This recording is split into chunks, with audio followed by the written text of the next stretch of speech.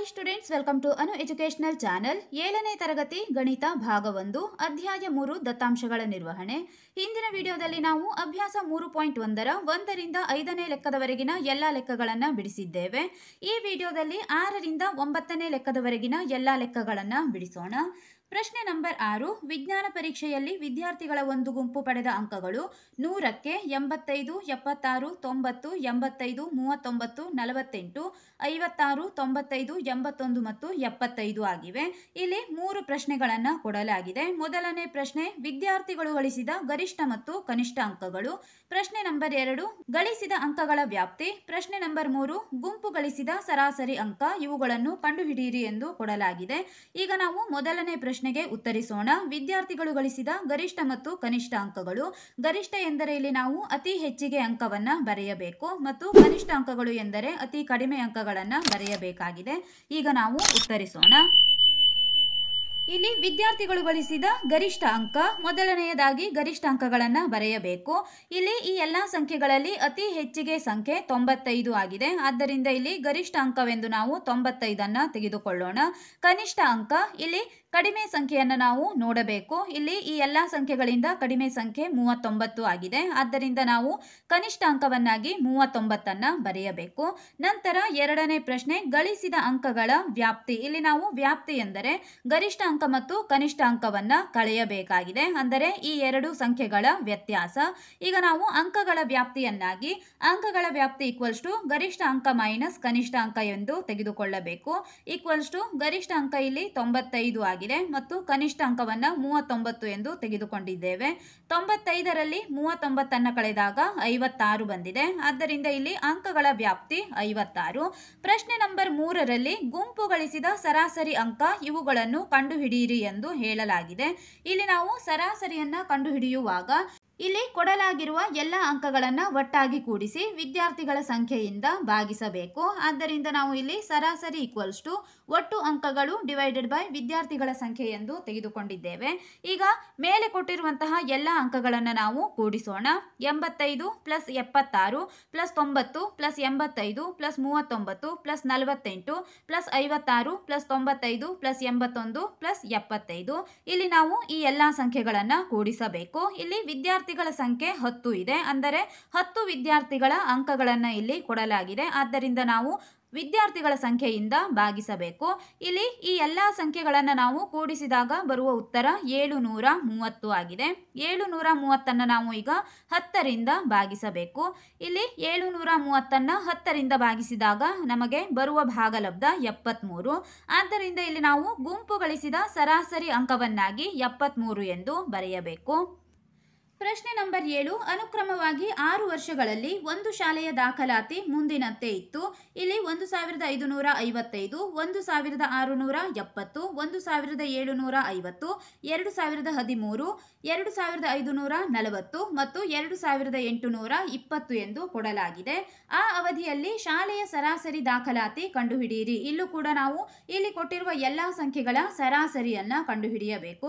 ನಾವು ಮೊದಲನೇ ಲೆಕ್ಕಗಳಲ್ಲಿ ಮಾಡಿದಂತೆ ಸರಾಸರಿಯನ್ನ ಕಂಡುಹಿಡಿಯುವಾಗ ಇಲ್ಲಿ ಕೊಡಲಾದ ಎಲ್ಲಾ ಸಂಖ್ಯೆಗಳನ್ನು ನಾವು ಮೊದಲು ಕೂಡಿಸಿಕೊಂಡು ನಂತರ ಇಲ್ಲಿರುವ ಎಲ್ಲಾ ಸಂಖ್ಯೆಗಳಿಂದ, ಅಂದರೆ 1, 2, 3, 4, 5, 6 ಸಂಖ್ಯೆಗಳನ್ನು ಇಲ್ಲಿ ಕೊಡಲಾಗಿದೆ. ಆ 6 ಸಂಖ್ಯೆಗಳಿಂದ ನಾವು 6 ಎಂದು ಭಾಗಿಸಬೇಕು. ಈಗ ನಾವು ಸರಾಸರಿ ದಾಖಲಾತಿಯನ್ನ ಕಂಡುಹಿಡಿಯೋಣ. ಈಗ ಇಲ್ಲಿ ಶಾಲೆಯ ಸರಾಸರಿ ದಾಖಲಾತಿ ಈಕ್ವಲ್ಸ್ ಟು ಒಟ್ಟು ವಿದ್ಯಾರ್ಥಿಗಳ ಸಂಖ್ಯೆ ಡಿವೈಡೆಡ್ ಬೈ ವರ್ಷಗಳ ಸಂಖ್ಯೆ ಎಂದು ನಾವು ತೆಗೆದುಕೊಂಡಿದ್ದೇವೆ. ಇಲ್ಲಿ ಪ್ರತಿ ವರ್ಷದ ವಿದ್ಯಾರ್ಥಿಗಳ ಸಂಖ್ಯೆಯನ್ನು ಈಗ ನಾವು ಕೂಡಿಸಬೇಕು. 1555 plus 1670 plus 1750 plus 2013 plus 2540 plus 2820 divided by ಇಲ್ಲಿ 6 ವರ್ಷಗಳ ಸಂಖ್ಯೆಗಳನ್ನು ಕೊಡಲಾಗಿದೆ. ಆದ್ದರಿಂದ 6 ಎಂದು ತೆಗೆದುಕೊಳ್ಳೋಣ. ಇಲ್ಲಿ ಈ ಎಲ್ಲಾ ಸಂಖ್ಯೆಗಳನ್ನು ಕೂಡಿಸಿದಾಗ ನಮಗೆ ಬರುವಂತಹ ಮೊತ್ತ 12348 ಆಗಿದೆ. ಈಗ ನಾವು 12348ಅನ್ನು 6ರಿಂದ ಭಾಗಿಸಬೇಕು. ಇಲ್ಲಿ 6/12,348 ನಾವು 6ರಿಂದ ಭಾಗಿಸಿದಾಗ ಬರುವ ಭಾಗಲಬ್ಧ 2058 ಆಗುತ್ತದೆ. ಇಲ್ಲಿ ನೀವು ನೋಡಬಹುದು 6 2 12, ಇಲ್ಲಿ 0 ಬಂದಿದೆ. 3 ಕೆಳಗಿಳಿಸೋಣ. ಇಲ್ಲಿ 3 6ಕ್ಕಿಂತ ಚಿಕ್ಕ ಸಂಖ್ಯೆ ಆದ್ದರಿಂದ ನಾವು ಒಂದು 0ಯನ್ನು ತೆಗೆದುಕೊಂಡು ಮುಂದಿನ ಅಂಕಿಯನ್ನು ಕೆಳಗಿಳಿಸಿದ್ದೇವೆ 34. ಇಲ್ಲಿ ಈಗ 6 5 30 ಬಂದಿದೆ. ಮುಂದಿನ ಅಂಕಿ ಇಲ್ಲಿ 4 ನಾವು 0ಯಿಂದ ಕಳೆದಾಗ 4 ಬಂದಿದೆ. 3ರಲ್ಲಿ 3 ಕಳೆದಾಗ 0. ಮುಂದಿನ ಅಂಕಿ 8 ಕೆಳಗಿಳಿಸಿದ್ದೇವೆ. ಇಲ್ಲಿ 6 8 48. 48ರಲ್ಲಿ 48 ಕಳೆದಾಗ 0 ಬಂದಿದೆ. ಇಲ್ಲಿ 2058 ನಮಗೆ ಬಂದಿರುವಂತಹ ಭಾಗಲಬ್ಧ. ಆದ್ದರಿಂದ ಇಲ್ಲಿ ನಾವು ಸರಾಸರಿ ದಾಖಲಾತಿಯನ್ನಾಗಿ 2058 ಬರೆದಿದ್ದೇವೆ. ಶಾಲೆಯ ಸರಾಸರಿ ದಾಖಲಾತಿ = 2058. ಪ್ರಶ್ನೆ ನಂಬರ್ 8. ಒಂದು ನಗರದಲ್ಲಿ ವಾರದ 7 ದಿನಗಳಲ್ಲಿ ಮಳೆಯ ಪ್ರಮಾಣವನ್ನು ಮುಂದಿನಂತೆ ದಾಖಲಿಸಿದೆ. ಇಲ್ಲಿ ದಿನ ಮತ್ತು ಮಳೆಯ ಪ್ರಮಾಣಗಳನ್ನು ಮಿಲಿಮೀಟರ್ಗಳಲ್ಲಿ ಕೊಟ್ಟಿದ್ದಾರೆ.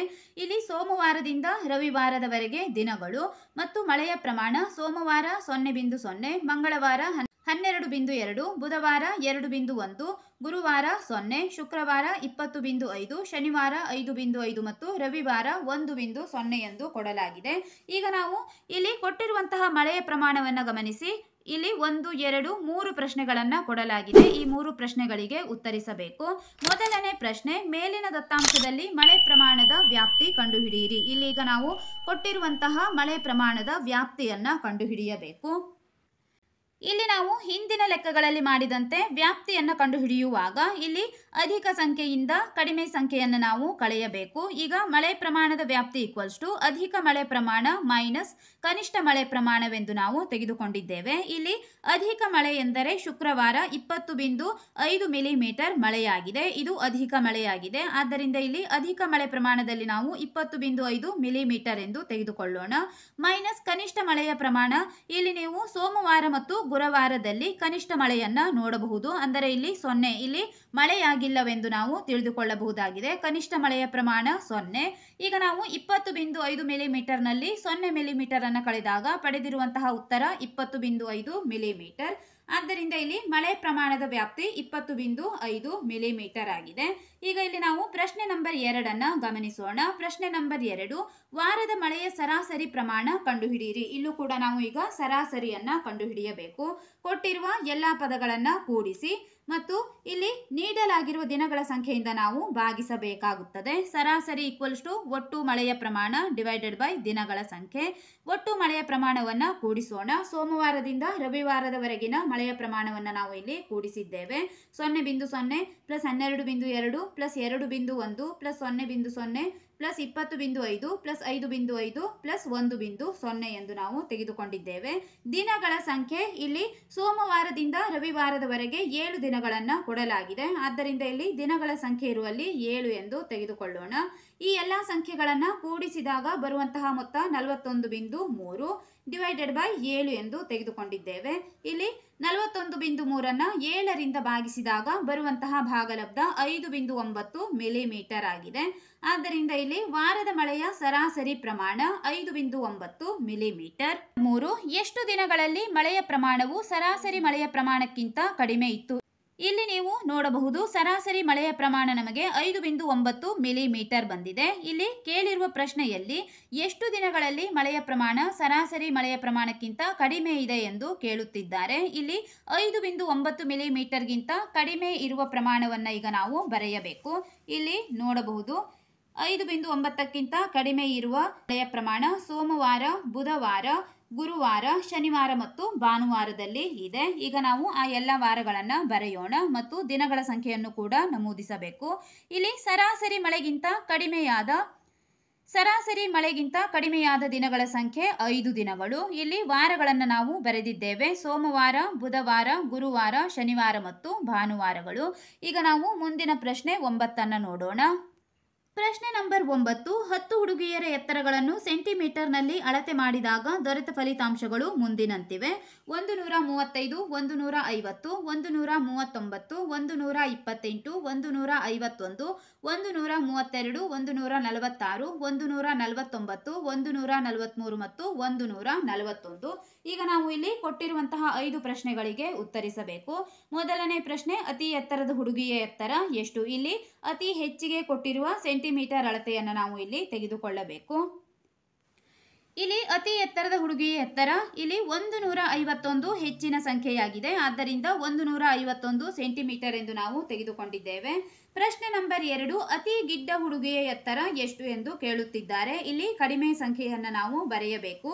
ಇಲ್ಲಿರುವ ಕಡಿಮೆ ಸಂಖ್ಯೆ ಎಂದರೆ 128. ಆದ್ದರಿಂದ 128 ಸೆಂಟಿಮೀಟರ್ ಇದು ಅತಿ ಗಿಡ್ಡ ಹುಡುಗಿಯ ಪ್ರಮಾಣ, ಅತಿ ಗಿಡ್ಡ ಹುಡುಗಿಯ ಎತ್ತರವಾಗಿದೆ.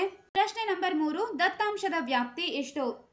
ಪ್ರಶ್ನೆ ನಂಬರ್ 3, ದತ್ತಾಂಶದ ವ್ಯಾಪ್ತಿ ಎಷ್ಟು? ಇಲ್ಲೂ ಕೂಡ ನಾವು ಈಗ ವ್ಯಾಪ್ತಿಯನ್ನು ಕಂಡುಹಿಡಿಯುವಾಗ ಎತ್ತರದ ಹುಡುಗಿಯ ಎತ್ತರದಲ್ಲಿ ಗಿಡ್ಡ ಹುಡುಗಿಯ ಎತ್ತರವನ್ನು ಕಳೆಯಬೇಕಾಗಿದೆ. ಇಲ್ಲಿ ಅತಿ ಹೆಚ್ಚಿಗೆ ಎತ್ತರ 151 ಸೆಂಟಿಮೀಟರ್ ಮೈನಸ್ ಅತಿ ಗಿಡ್ಡ ಹುಡುಗಿಯ ಎತ್ತರ ಇಲ್ಲಿ 128 ಸೆಂಟಿಮೀಟರ್ ಆಗಿದೆ. 151ರಲ್ಲಿ 128 ಕಳೆದಾಗ 23 ಬಂದಿದೆ. ಆದ್ದರಿಂದ ಇಲ್ಲಿ ದತ್ತಾಂಶದ ವ್ಯಾಪ್ತಿ 23 ಸೆಂಟಿಮೀಟರ್.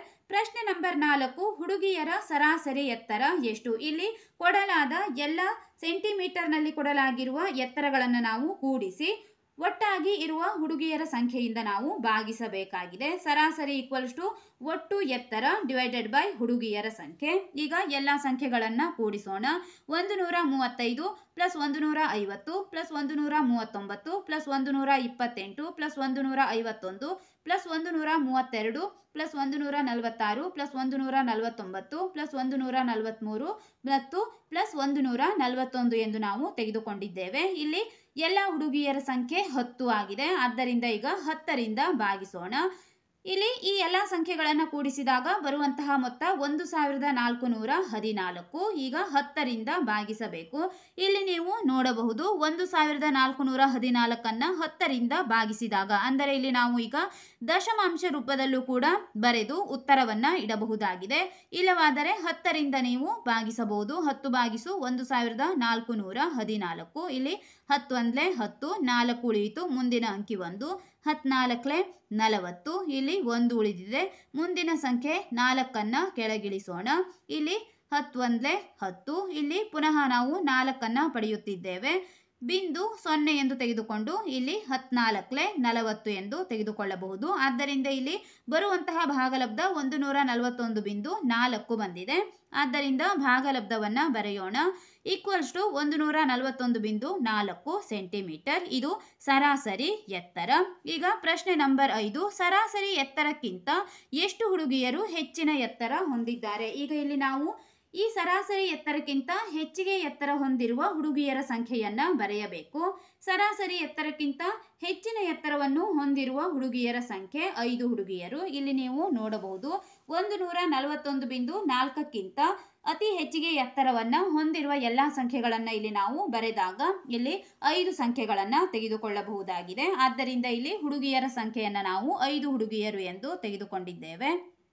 ಈ ವಿಡಿಯೋದಲ್ಲಿ ನಾವು ಅಭ್ಯಾಸ 3.1ರ 6ರಿಂದ 9ನೇ ಲೆಕ್ಕದವರೆಗಿನ ಎಲ್ಲ ಲೆಕ್ಕಗಳನ್ನು ಬಿಡಿಸಿದ್ದೇವೆ. ಮುಂದಿನ ವಿಡಿಯೋದಲ್ಲಿ ಅಭ್ಯಾಸ 3.2ರ ಎಲ್ಲ ಪ್ರಶ್ನೆಗಳಿಗೆ ಉತ್ತರಿಸೋಣ. ನಮ್ಮ ಚಾನೆಲ್ನ ಎಲ್ಲ ಹೊಸ ವಿಡಿಯೋಗಳಿಗಾಗಿ ಅನು ಎಜುಕೇಷನಲ್ ಚಾನೆಲ್ನ ಲೈಕ್ ಮಾಡಿ, ಶೇರ್ ಮಾಡಿ, ಸಬ್ಸ್ಕ್ರೈಬ್ ಮಾಡಿ, ಹಾಗೆ ಪಕ್ಕದಲ್ಲಿರುವ ಬೆಲ್ ಐಕಾನ್ ಪ್ರೆಸ್ ಮಾಡಿ.